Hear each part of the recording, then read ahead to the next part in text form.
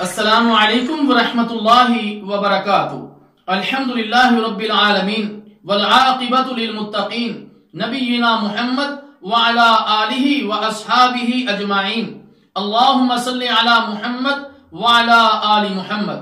محترم سامعین کرام، پچھلے درس میں ظاہری طہارت کا ذکر کیا گیا تھا، اسی ضمن کی کچھ باتیں آج ہم اپنے اس درس میں ذکر کریں گے۔ بدن اور لباس کو پاک کرنے کا طریقہ۔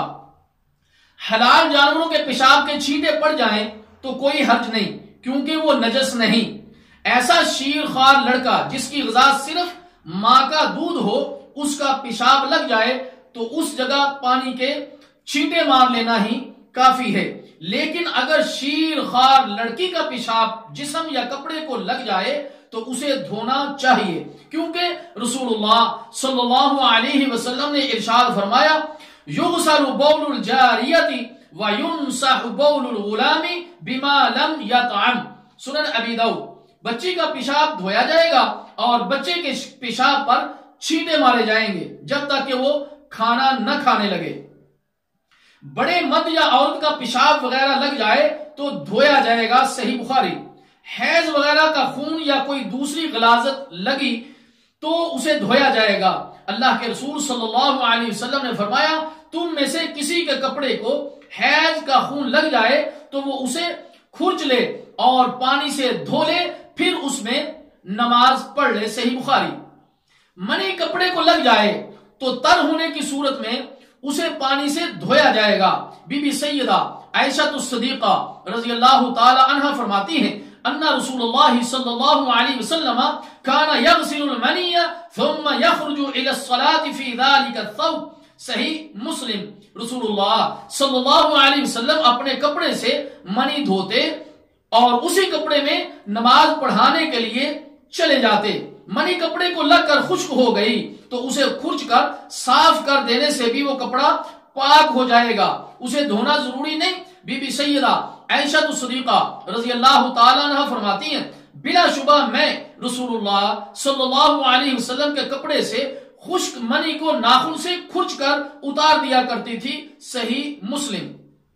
منی اگر جسم پر لگی ہو تو اسے دھویا جائے گا۔ رسول اللہ صلی اللہ علیہ وسلم نے فرمایا، توضع واغسل ذکرک، صحیح بخاری۔ وضو کر اور شرمگاہ کو دھو لے، یعنی استنجا کر لے۔ منی کپڑوں پر لگی ہو تو اس پر پانی کے چھینٹے مارنا کافی ہے۔ رسول اللہ صلی اللہ علیہ وسلم نے فرمایا، تجھے بس اتنا ہی کافی ہے کہ پانی کا ایک چلو لے کر کپڑے میں جہاں جہاں مدی لگی ہے اس پر چھینٹے مار دو۔ سنن ابی داؤد اور سنن ترمذی۔ زمین پر مصلی، صف یا قالین وغیرہ بچھا ہوا ہو تو اس کا بھی یہی حکم ہے۔ جوتے میں غلاظت لگی ہو تو اسے زمین پر رگڑ کر صاف کر دیا جائے گا۔ رسول اللہ صلی اللہ علیہ وسلم نے فرمایا، تم میں سے کسی کے جوتے کو نجاست لگ جائے تو اس کی طہارت مٹی پر رگڑ کر ہو جاتی ہے۔ دھونے کے بعد بدن یا کپڑا گیلا ہے اور دھونے کے نشان باقی ہیں تو اس میں کوئی حرج نہیں۔ بی بی سیدہ عائشہ الصدیقہ رضی اللہ تعالی عنہ فرماتی ہیں، میں نبی مکرم صلی اللہ علیہ وسلم کے کپڑے سے منی کو دھوتی، پھر آپ نماز کے لیے چلے جاتے اور آپ کے کپڑے میں پانی کا نشان باقی ہوتا۔ طہارت کا یہ طریقہ مرد اور عورت دونوں پر یکساں برابر ہے۔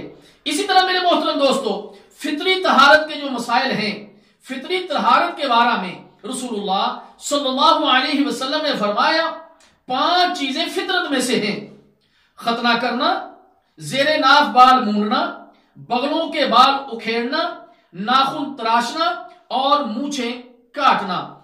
40 دنوں میں کم از کم ایک دفعہ یہ کام ضرور کر لینا چاہیے۔ سیدنا انس رضی اللہ تعالیٰ عنہ فرماتے ہیں، ہمارے لیے مونچھیں تراشنے، ناخن کاٹنے، بغلوں کے بال اکھیڑنے اور زیر ناف بال مونڈنے کا وقت مقرر کیا گیا، ہم انہیں 40 دنوں سے زیادہ نہ چھوڑیں، صحیح مسلم۔ نو مسلم یعنی نیا مسلم، اس کے بال کاٹے جائیں گے اور ختنہ کیا جائے گا۔ رسول اللہ صلی اللہ علیہ وسلم نے ایک نو مسلم سے فرمایا، اپنے دور کفر کے بال کاٹ دو اور ختنہ کراؤ۔ اللہ تعالیٰ جل شانہ سے دعا ہے کہ اللہ تعالیٰ ہمیں ان مسائل کو سمجھنے کی اور عمل کرنے کی توفیق عطا فرمائے۔ اسی ضمن میں باقی مسائل اگلی مجلس میں ذکر کیے جائیں گے۔ والسلام علیکم ورحمۃ اللہ وبرکاتہ۔